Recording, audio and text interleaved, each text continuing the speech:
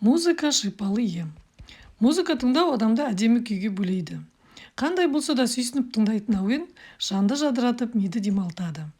Біреуге классикалық әуендер ұнаса, біреуге ауыр рок ұнайды.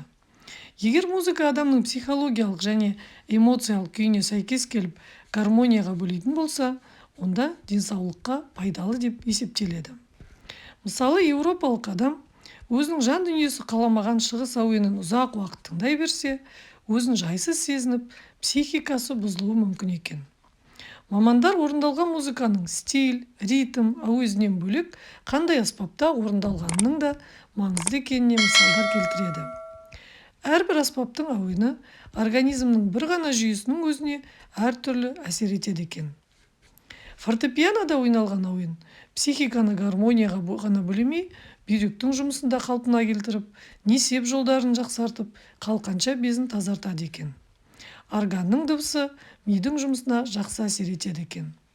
Гитара, арфа, скрипкаларға ұқсас аспаптар жүрек, қан тамырларын қалыпқа келтіреді.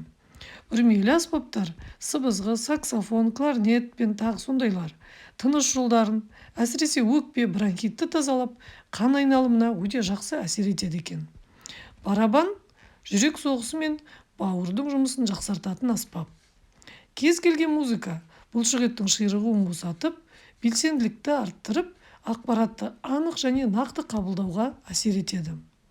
Ғалымдар классикалық музыкалардың ревматизмге тамаша ем екенін, Моцарттың әуендері мидың жұмысын жақсартатынын, ақпаратты меңгертетінін, Бетховеннің Фиделио, Полонез, Агинскийдің Венгерлік рапсодиясы бас ауруын емдейтінін, ұйқысыздықтың емі Чайковский, Грига, Сибелиустың пьесалары екенін, Вивальдидің жыл мезгілдері еске сақтау қабілетін жақсартатынын айтады. Ал ұлттық әуендер денені босаңсытып, тынышталдыратынын, ерекше қуат алуға әсер ететіндігін айтады.